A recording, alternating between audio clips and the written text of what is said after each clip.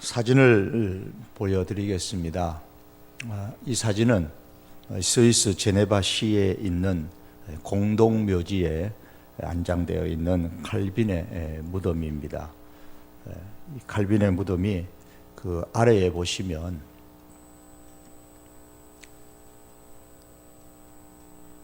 이 장면이 보이시는가요? 여기 조그마한 비석이 하나 있습니다. 비석이 있습니다. 왜 칼빈의 이 비석이 왜 이렇게 작으냐? 이제 이 작은 비석이 그 다음에 그림에 보면 이제 크게 좀 옮겼죠? 크게 만들었습니다. 이 내용을 좀 크게 보면 이런 내용입니다. 잔 칼빈입니다. 칼빈인데 불어로 면하면 장 칼뱅이 되는 겁니다. 이 칼빈은 내가 죽으면 내 무덤에는 묘비를 세우지 말라고 유언을 남겼습니다. 그의 유언은 평소에 오직 하나님의 영광이라는 그의 칼빈의 신앙을 잘 대변해 줍니다. 칼빈은 자신의 무덤으로 인해서 하나님의 영광이 혹시나 조금이나마 자기에게 돌아오는 것을 원하지를 않았습니다. 그래서 자신의 무덤이 어디에 있는지조차 감추려고 묘비를 세우지 말라고 했습니다. 그렇게 세웠는데 그 누군가가 그래도 섭섭했던지 처음에 보여두었던 거기에다가 그림처럼 조그만하게 JC라고 그렇게 적어 놓았습니다. 칼빈의 무덤이라는 표시를 그렇게 남겨 놓았던 것이죠. 존 칼빈이니까 장 칼뱅의 첫자를 따서 JC라고 적어 놨습니다. 시간이 흘러가면서 그게 흐릿흐릿하게 되어지게 되고 누군가가 그 무덤을 발견하고 이거 칼빈의 무덤이다.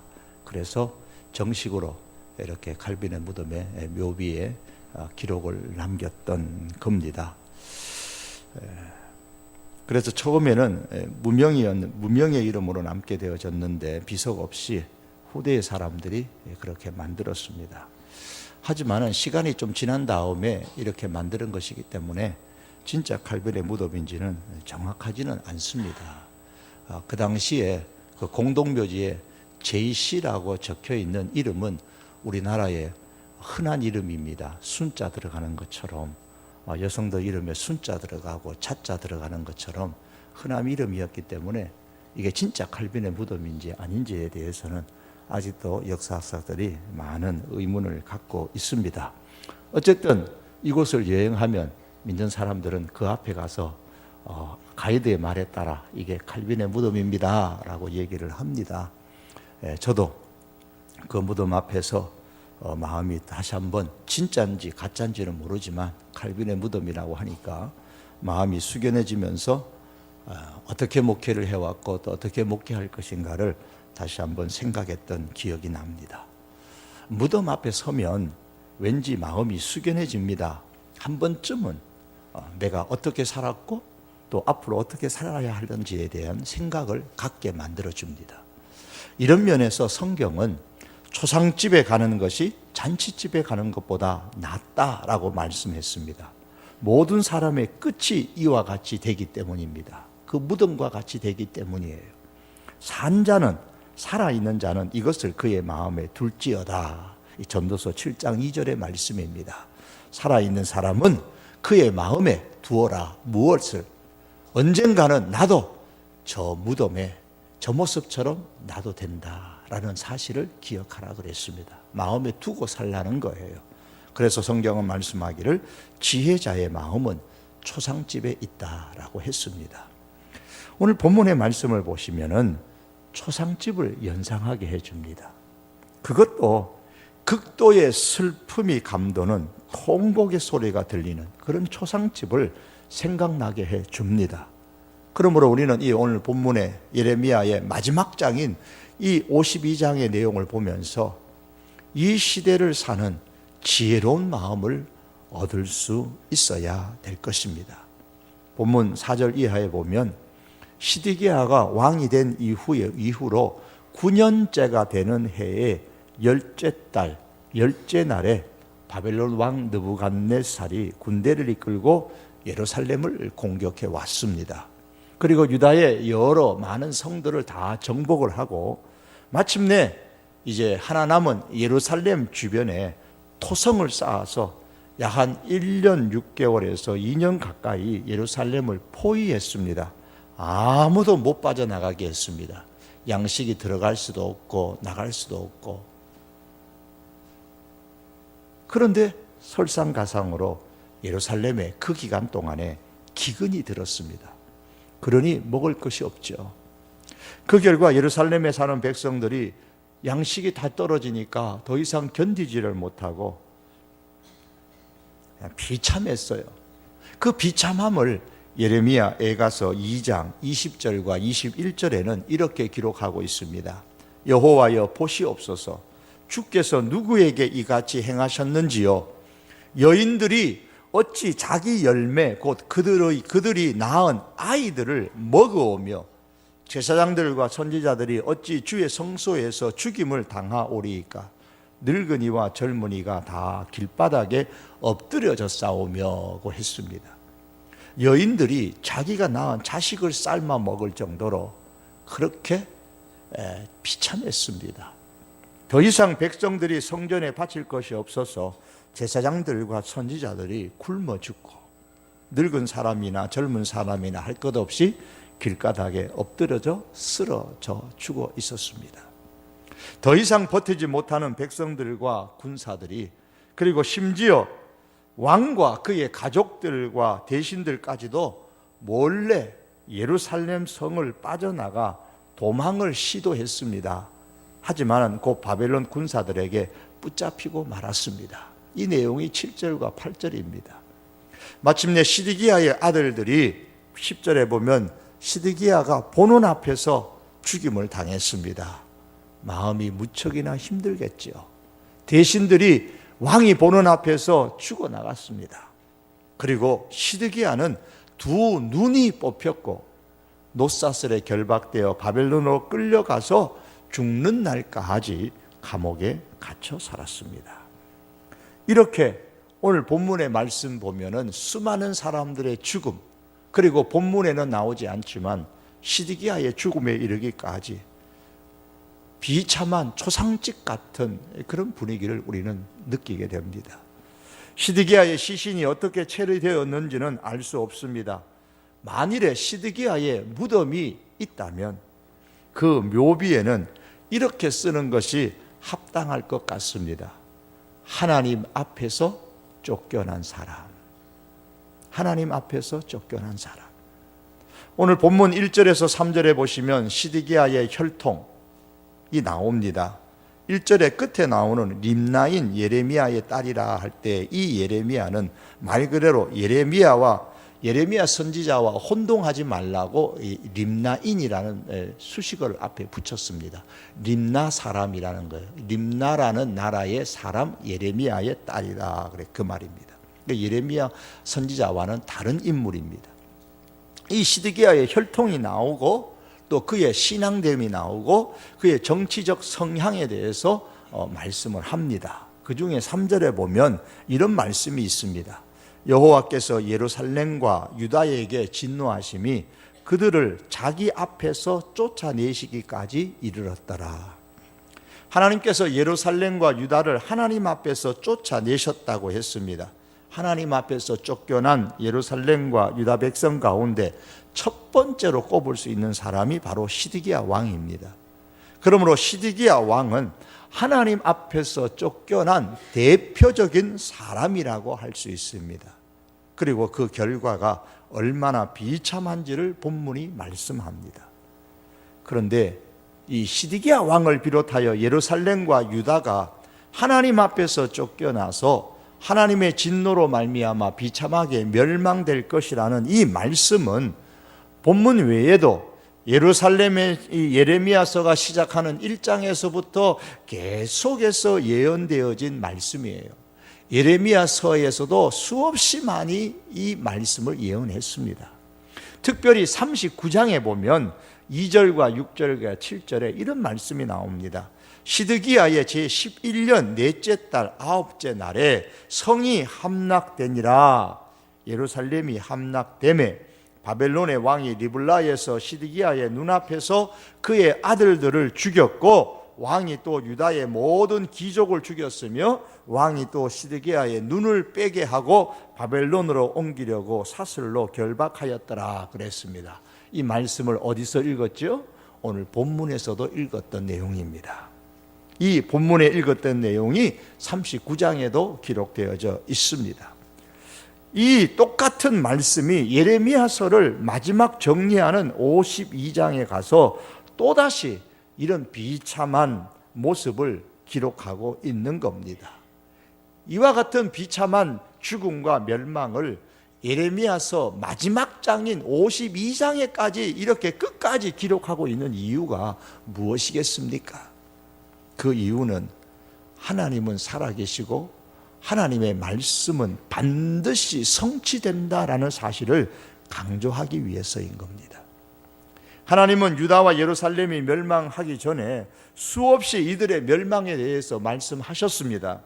하나님께서 말씀하시기를 예레미야 7장에 보면 내가 너희에게 말하되 새벽부터 부지런히 말하였다고 하셨습니다. 그리고 예레미야서 25장에 가면 요시야 왕 13째 해부터 오늘까지 23년 동안 여호와의 말씀이 내게 임하기로 내가 너희에게 꾸준히 말하였다고 했습니다. 그리고 여호와께서 그의 모든 종 선지자를 너희에게 끊임없이 보내셨다고 하셨습니다. 요시야 왕 13째 해부터 오늘까지라는 이 오늘까지는 여호야김이 왕이 된 지 4년째 되는 해라고 25장 1절이 설명을 했습니다. 그러므로 실제로 예레미야가 말씀을 전했던 기간은 23년에다가 나머지 예루살렘 함락될 때까지의 기간인 18년을 합치면 40년이 넘습니다. 이처럼 하나님께서는 새벽부터 부지런히 꾸준히 선지자들을 끊임없이 보내 그렇게 40년이 넘도록 유다와 예루살렘의 심판과 멸망에 대해서 말씀하셨습니다. 40년 전에 이미 예레미야가 예언한 대로 40년이 지난 후에 그대로 다 이루어진 것은 예레미야에게 어떤 특별한 미래를 예측할 수 있는 능력이 있었기 때문이 아닙니다. 어쩌다가 운 좋게 딱 들어맞은 것도 아닙니다. 예레미야의 그 예언은 예레미야서의 기록처럼 하나님께서 예레미야에게 말씀해 주셨고 그 말씀해 주신 내용을 예레미야가 그대로 전했을 뿐입니다. 예컨대 예레미야 25장 3절에 보면 예레미야가 말하기를 오늘까지 23년 동안 여호와의 말씀이 내게 임함으로 내가 너희에게 꾸준히 일렀다 그랬습니다. 그러므로 예루살렘과 유다와 시드기야 왕에게 주어진 말씀이 그대로 이루어졌다는 것은 하나님이 살아계신다라는 증거인 겁니다. 하나님께서 예루살렘과 유다와 시드기야 왕의 멸망을 반복하여 말씀하시는 이유는 바로 이것입니다. 나는 살아있는 하나님이다. 나의 말은 반드시 성취된다. 너희는 이 사실을 믿으라. 그런 내용입니다. 그러나 하나님께서 40년이 넘도록 새벽부터 꾸준히 부지런히 끊임없이 말씀하셨음에도 불구하고 유다 백성들은 귀를 기울여 듣지 않았고 불러도 대답하지 않았습니다. 요즘으로 말하면 그들은 하나님의 말씀을 너무나도 가볍게 여겼고 하나님의 말씀을 정말 우습게 여겼고 하나님을 따돌렸고 하나님을 완전히 그들의 삶에서 왕따시켰습니다. 그러다가 마침내 때가 되었을 때에 예루살렘은 함락되었고 그 백성들은 물론 시드기야 왕 역시도 하나님 앞에서 쫓겨난 사람이 되어서 모든 것, 재산도 자녀도 신하들도 백성도 나라도 다 잃고 말았습니다. 하나님의 말씀대로 그대로 성취되어졌습니다. 그런데 문제는 유다 백성들 뿐만이 아닙니다. 오늘 이 시대에도 많은 사람들이 역시 여전히 하나님의 말씀인 성경을 역사적으로 신뢰하기 어렵다. 문학적으로, 문화적으로 시대에 뒤떨어진 말씀이라서, 내용이라서 믿을 수 없다라고 말을 합니다. 다빈치 코드와 같은 베스트셀러 소설이나 영화는 사람들의 상상에 끊임없이 새로운 불쏘시개 역할을 해서 성경에 대한 의심을 더욱더 부추겨 온 결과로 많은 사람들이 하나님의 말씀을 너무나도 가볍게 여기고 우습게 생각하고 무시하는 것이 오늘날의 현실입니다. 여러분, 그럼 우리는 어떻습니까? 오늘 이 자리에 참석하신 우리는 어떨까요? 우리는 하나님과 하나님의 말씀에 대해서 어떤 반응을 보이고 있습니까? 하나님이 살아계시고 따라서 그 살아계신 하나님의 말씀은 반드시 성취된다는 사실을 참으로 마음의 중심에 믿으십니까? 만일 믿는다면 우리는 말씀에 대해서 어떤 반응을 보이고 있을까요? 한번 우리의 마음에 솔직하게 스스로 한번 질문하고 대답해 보십시오. 예수님께서 과연 재림하시겠습니까? 내가 죽은 이후에 다시 부활할 수 있겠습니까? 혹시 한 번 죽으면 그냥 모든 것이 끝장난다는 것이라고 생각하지는 않으십니까? 이 세상이 멸망을 하면 그 다음에 새 하늘과 새 땅이 이루어질 것이라는 사실을 믿으십니까? 하나님의 심판이 과연 있다라는 사실을 믿어지십니까? 천국과 지옥이 있다고 확신하십니까? 이 모든 것들은 다 살아계신 하나님께서 성경에서 약속하신 예언의 말씀들입니다. 이렇게 이루어질 것이라고, 이렇게 성취될 것이라고, 장차 이루어질 것이라고 말씀하셨던 내용들입니다. 사람들이 하나님의 말씀을 믿지 못하는 가장 근본적인 이유는 하나님이 살아계신다라는 사실을 믿지 못하기 때문일 것입니다.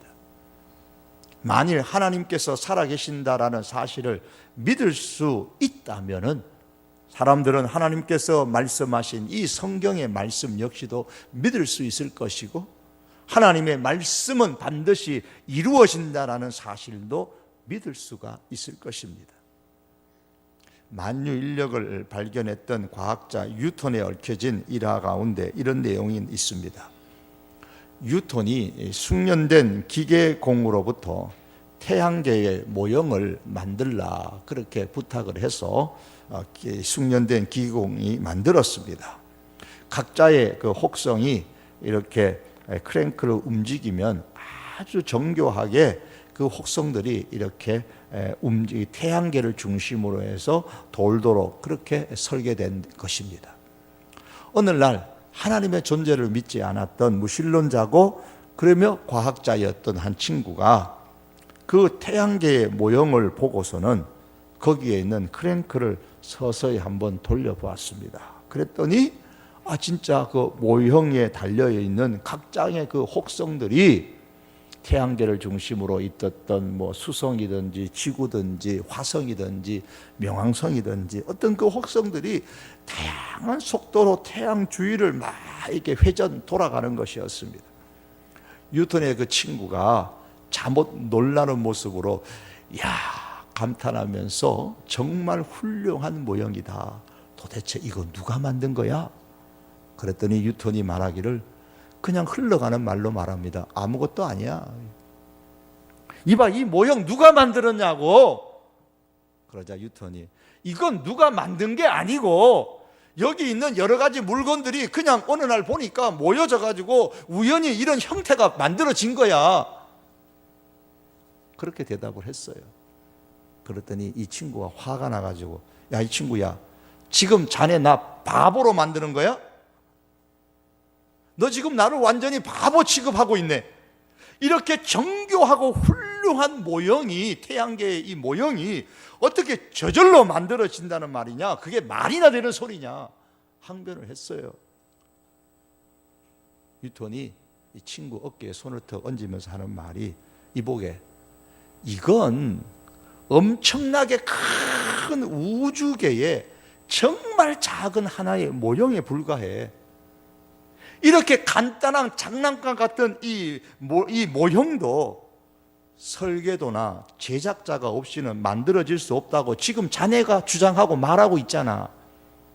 하물며 이것의 원본이 되는 태양계가 너 말처럼 설계자나 제작자도 없이 우연히 생겨났다고 믿는 것에 대해서는 너 지금 뭐라고 설명할래? 물어봤습니다.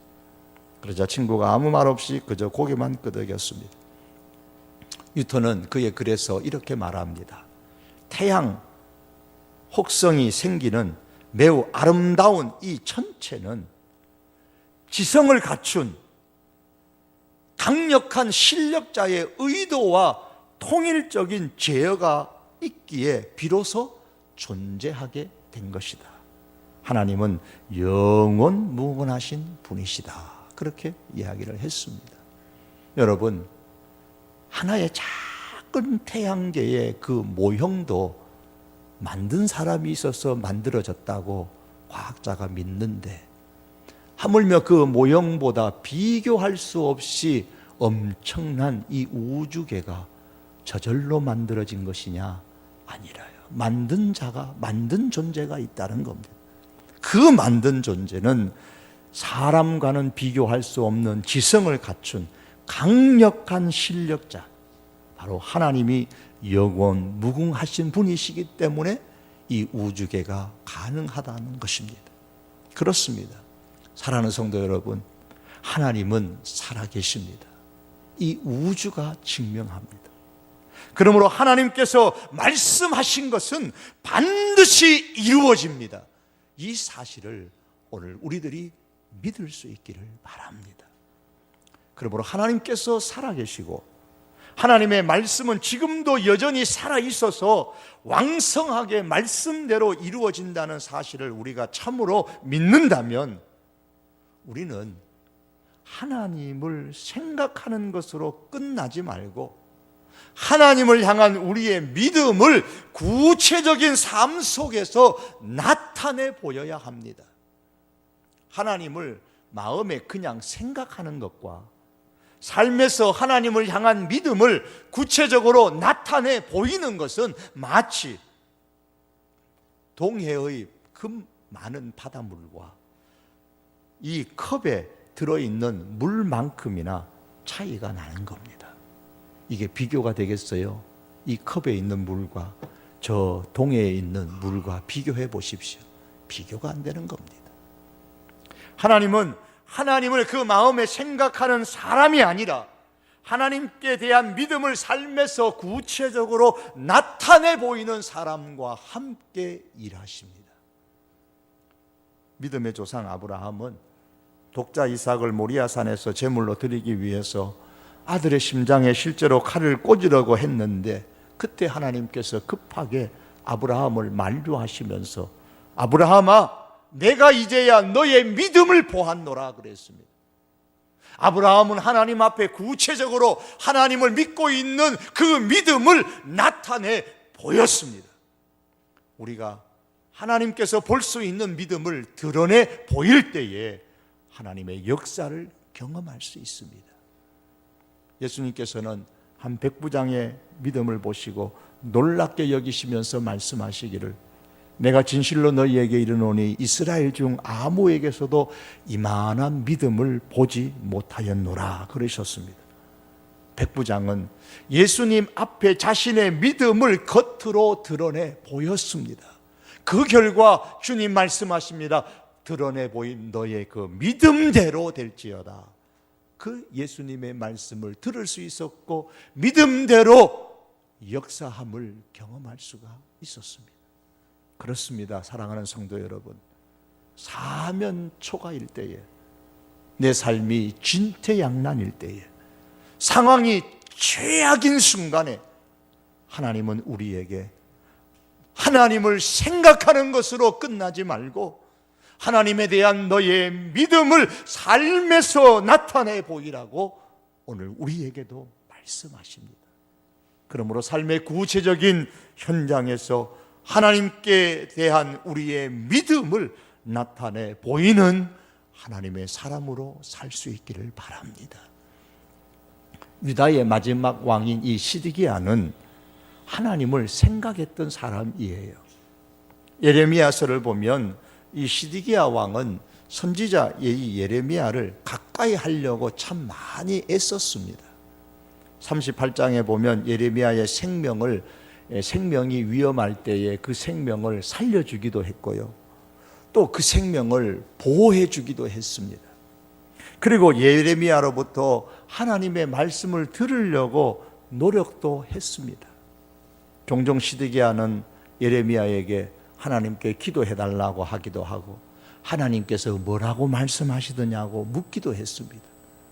이를 볼 때 시드기야 왕은 전혀 하나님을 생각하지 않는 사람이 아니었습니다. 하나님을 생각했습니다. 하나님께서 자기에게 뭐라고 말씀하시는지에 대해서 궁금하기도 했습니다. 그러나 하나님에 대한 자신의 그 믿음을 삶에서 드러내 보이지를 못했습니다. 하나님을 생각은 했으나 하나님에 대한 그 믿음을 삶에서 보이지 않았기 때문에 오늘 성경 본문 2절에서는 이러한 시드기야에 대해서 그가 여호와 보시기에 악을 행한지라 그랬습니다. 그리고 3절 하반절에 가면 시드기야가 바벨론 왕을 배반하니라 그랬습니다. 그가 바벨론 왕을 배반한 행동은 삶에서 믿음을 나타내 보이지 않은 증거이기 때문에 이렇게 기록한 거예요. 바벨론의 지배를 받으면 살려둘 것이다 라는 말씀을 시드기야가 참 많이 들었습니다. 하지만 그 믿음을 삶에서 나타내 보이지 않고 오히려 바벨론 왕을 배반하고 바벨론에게 대항하려고 했습니다. 그 결과 시드기야 왕은 하나님 앞에서 쫓겨난 사람이 되고 말았던 겁니다. 성경을 보십시오.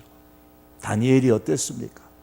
포로 생활 중에 기도하면 죽인다는 사실을 알고도 하루에 3번씩 예루살렘을 향하여 창문을 활짝 열어놓고 기도함으로써 하나님을 향한 그 자신의 믿음을 드러내 보였습니다. 다윗은 자기를 죽이려고 하는 이 광야의 아둘람 굴에 그 사울을 피해서 숨어 있는 중에서도 하나님을 신뢰했습니다. 그리고 그 신뢰를 믿음으로 행동으로 나타내 보였습니다. 그래서 사울을 죽일 수 있는 절대적인 기회가 왔음에도 불구하고 사울을 살려주었습니다. 그냥 감성적으로 살려준 게 아닙니다. 감성에 적어서 살려준 게 아닙니다. 믿음 때문에 살려준 겁니다. 그래 이로써 하나님에 대한 자신의 믿음을 다윗은 나타내 보였습니다.